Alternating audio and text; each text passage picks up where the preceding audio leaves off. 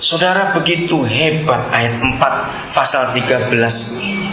Mari kita lihat lagi lebih jauh. Efesus pasal 4. Efesus pasal yang keempat, mulai ayat 17. Seringkali gereja hanya memandang Efesus 5 tentang pernikahan. Tidak, saudara.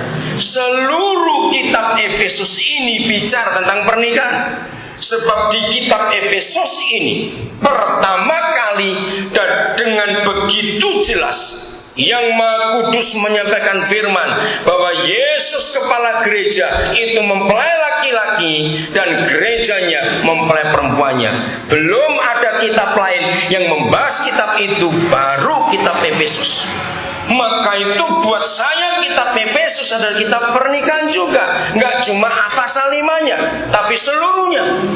Dari pasal 1 sudah bilang Yesus kepala, gereja itu tubuhnya. Itulah suami istri. Maka itu dengar Lina, dalam janji nikahmu nanti kata tunduk tidak boleh kamu tidak ucapkan. Kamu akan tunduk pada suami. Leo, dalam janji pernikahanmu nanti kamu siap jadi kepala. Mengapa hierarki rumah tangga itu begitu jelas? Tidak ada Tuhan di agama manapun dan kitab suci apapun yang menuliskan hierarki atau struktur pemerintahan keluarga sehebat kitab suci kita. Bukan berarti kita mau lebih sombong dari yang lain, tapi ini bisa dibuktikan secara psikologi juga.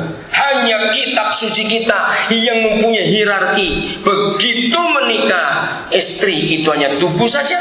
Begitu menikah, laki-laki jadi suami hanya kepala saja.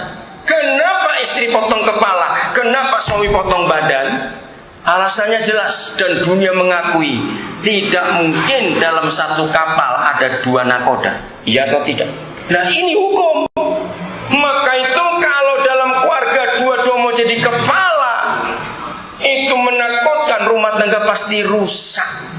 Hierarki ini jangan diubah, saudara. Hebat bukan? Nah, pasal 4 ayat 17, judulnya apa? Coba saudara baca judul perikop ini. Manusia baru, tentang hidup yang baru. Saudara, saya tuh suka meneliti. Tahun 70 lalu saya tuh coba cari alasan mengapa dalam bahasa Indonesia salah satu ucapan yang paling populer untuk mengucapkan selamat menikah adalah selamat menempuh hidup baru. Nah, saya itu cari dari mana asal muasal kata, dari mana asal muasal selamat menempuh hidup baru itu. Ternyata dari pasal ini. Mengapa bahasa Indonesia mengatakan kalau menikah itu diucapkan selamat menempuh hidup baru? Karena betul-betul semua orang yang menikah itu memasuki suatu era dunia, suatu area, suatu suasana yang betul-betul baru. Dari sendiri tinggal berdua itu nggak gampang, saudara. Maka itu Alkitab ini waktu saya bongkar ayat-ayatnya tentang pernikahan, saya menyimpulkan. Jadi kalau ada orang mau menikah dengan konsep yang tegas, aku nggak akan bertengkar, rumah tanggaku pasti akan damai, nggak akan ribut, itu mustahil bin mustajab. Catat itu baik-baik.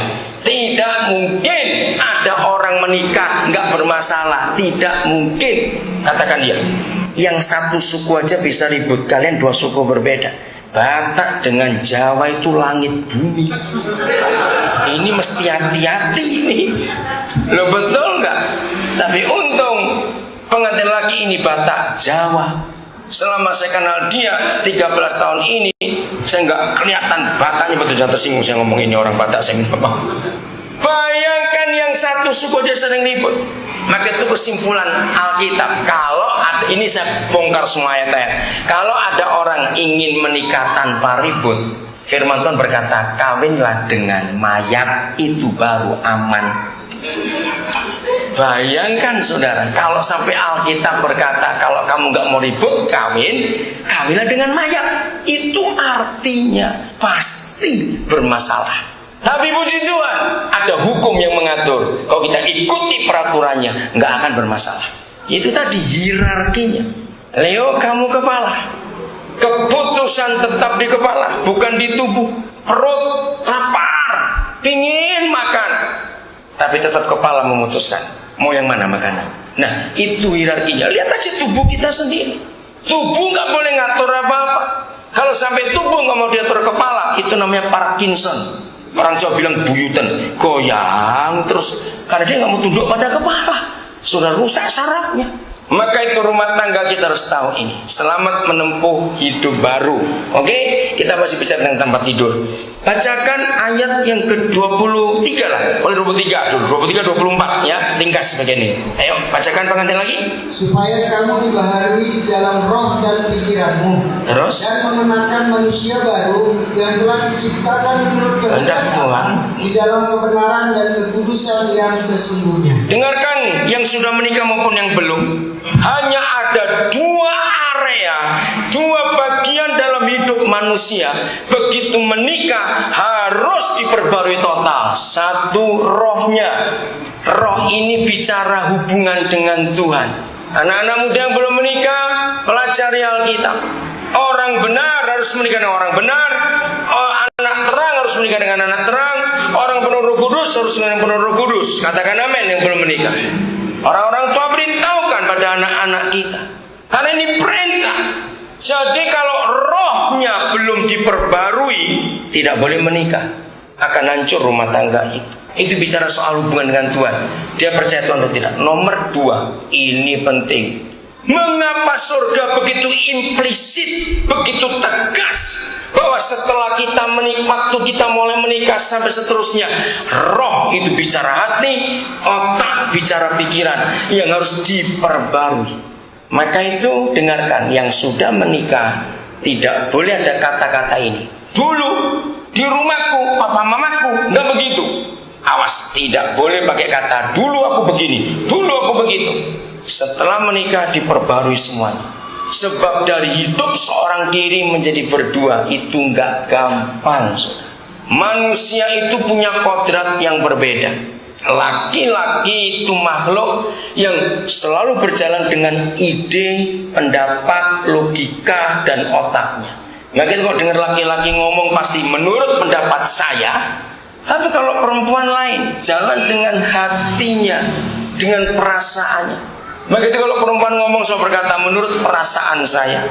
Itu sebabnya kalau ada laki-laki selalu pakai perasaan, ayo kayak perempuan saja. Nah, bayangkan satu pakai otak, satu pakai hati. Ini nggak akan bisa ketemu. Mau pakai teori hukum apa saja nggak mungkin bisa ketemu. Nah, ini masalah yang paling sulit dalam hidup perkawinan.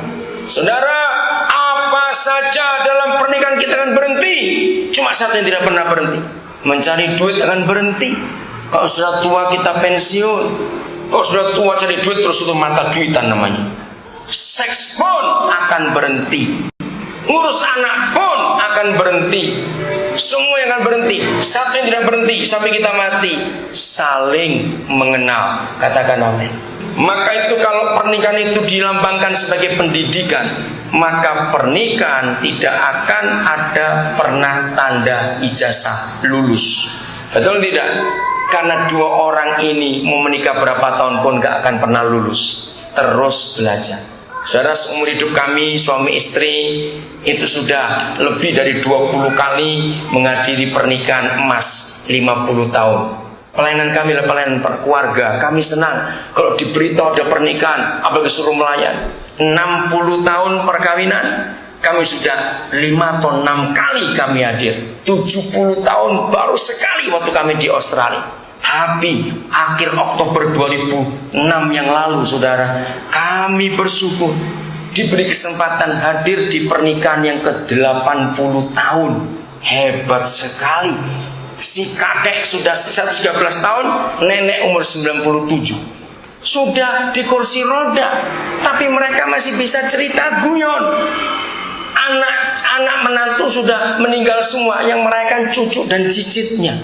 80 tahun kawin, bayangkan itu. Wih, hebat sekali. Ternyata betul.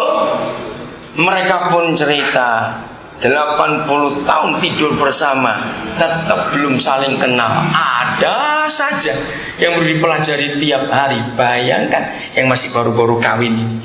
Maka itu ini yang tinggal sampai kalian tua nanti, saling mengenal. Catat, Begitu kenapa orang-orang berkata, kok sudah tua-tua rajin gegeran. Orang itu isin tua ibu. Jangan sudah tua-tua berkelahi terus, malu sama kucing. Kalau ada rumah tangga suka berantem, saya panggilin anak-anaknya, kasih duit buatkan ring tinju. Kamu wasitnya suruh gebuk-gebukan papa mamamu di situ, supaya tahu rasa. Masa sudah tua ribut saja.